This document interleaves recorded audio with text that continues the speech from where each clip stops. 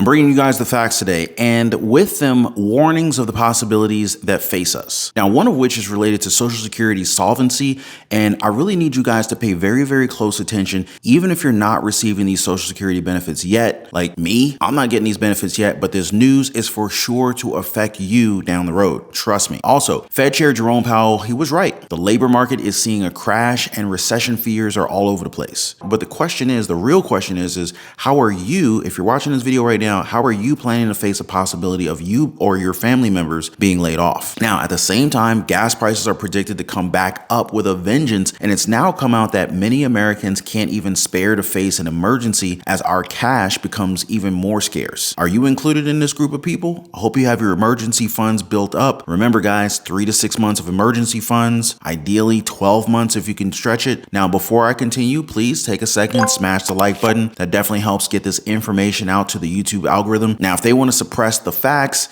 we just have to make a little bit more noise. And we do so by hitting the like button. Now, if you're interested in getting your daily dose of the truth when it comes to the US economy, Social Security, SSI, SSDI, the housing market, the stock market, and everything that's going on in Washington, D.C. that affects our lives, our families, and our bank accounts, make sure to hit the notification bell and subscribe to the channel. Also, comment down below if you'd like to know how to quickly build an emergency fund that can cover your expenses during an emergency for anywhere between 3 and 12 months. Also, if you own a home, make sure your home is protected. Get your free home warranty quote. The link is in the description down below. All right, guys, so the temptation to just give up as we receive bad news seemingly every single day is becoming unbearable. But hope is not lost. Even with all of the optimism that we may hear when it comes to our economy, it is clear that we are headed down a path where we've already been here before. Now, it doesn't mean that things are going to be easy, but it should mean that there is a way to get out of this thing. Hopefully. We may not escape unscathed, but we will walk with our own strength. Now, what's difficult is that some people continue to feed into this narrative that things are actually getting better and that we're out of the woods. Let's start off with what we're hearing about gas prices. They're going up, and even though they try to compare it to previous prices, the simple fact of the matter is that the point here is that they're trending upwards, not down. Patrick DeHaan, head of petroleum analysis at Gas Buddy, said this, quote, "Macroeconomic factors have continued to weigh on oil and refined products as strong demand in China hasn't been slowed much by a surge in new C-19 cases. In addition, releases of crude oil from the Strategic Petroleum Reserve have wrapped up. Concerns are increasing that without additional oil, supply will tighten in the weeks ahead, especially as the nation starts to move away from softer demand in the height of winter. Moving forward, it doesn't look good for motorists with prices likely to start accelerating." End quote. Now, what happens when China goes back to their normal demand? Can anyone answer that? When winter continues to fade out and more people are going out, the demand is going to knock on supply, and there's for sure going to cause another price surge for gas. And some might say it's not going to matter as much as before because, we're bound to see more car repossessions. Business economists are also predicting more layoffs as the economy is bound for tougher times. Okay, so let's go through the list of the most recent ones that I found, all right? Gemini, the crypto exchange company,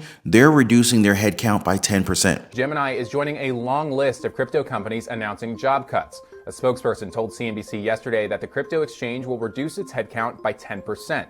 The move is at least the third round of cuts in less than a year for the exchange co-founded by twins Cameron and Tyler Winklevoss. And just yesterday, a lawyer for Genesis said in court that the bankrupt crypto lender had some confidence it could resolve its dispute with creditors this week. That's according to Reuters. Gemini is one of the lender's largest creditors. Genesis filed for bankruptcy protection on Thursday, 2 months after it froze customer withdrawals following FTX's bankruptcy.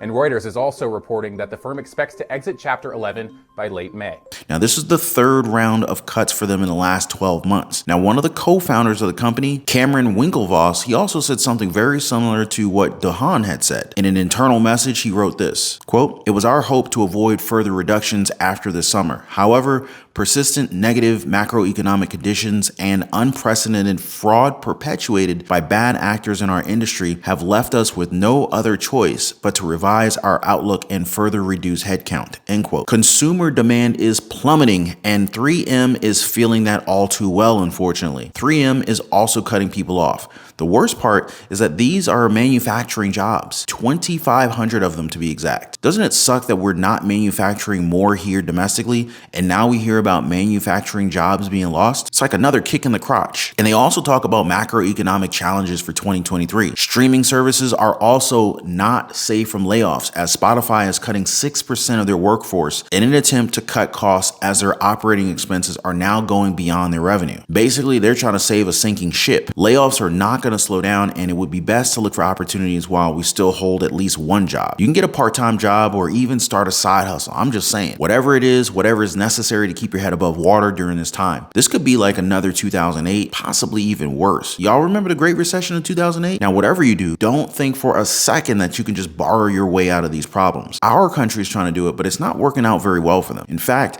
our national debt is now at $31.5 trillion, right? Now, if you compared that value of all goods and services produced in the country in 2022, you would only get $25 trillion. Now, I'm sure I'm going to be called a pessimist in the comments again, but that's fine. That's fine. But if I need to be pessimistic in order to get the message across, that's all right. If I need to be called a pessimist for people to understand that this is actually happening, I still get the outcome that I want. And that is for people to wake up. Times are not getting any easier. And if you fall for their optimism and manipulation of numbers, be it in the stock market or housing market numbers or other markets, then you may very well find you and your family in a completely different situation months from now. And that won't be good. Now, I could be wrong. Can you afford to find out that I'm right? Many Americans can't even afford a $1,000 unexpected emergency. More than half of the country can't even come up with that kind of cash, which is one of the reasons why we got the home warranty quote link in the description down below. Protect yourself before it's too late. Also, around 72% of middle income families are admitting that their earnings are now falling behind the cost of living, something that most of us knew would happen. It's also why I saw so many comments calling out the Social Security increase for 2023, because you guys understood that it wasn't going to keep up. Now, speaking of Social Security, a terrifying reality is at hand, and the Congressional Budget Office is calling it. Benefits won't go past the year 2033. Now, some ask me, why do you care so much about Social Security? You're too young to receive benefits anyway. To that, I say, why don't you care about Social Security? This affects all of us. Just because we're not at an age to receive these benefits yet doesn't hide the fact that this will not hit us down the road. And have a little compassion for those who do receive these benefits. These people worked hard, they paid their dues, they paid their taxes, they didn't even have a choice. They deserve to be taken care of. The powers that be are making it very, very clear that we cannot depend on them in the future.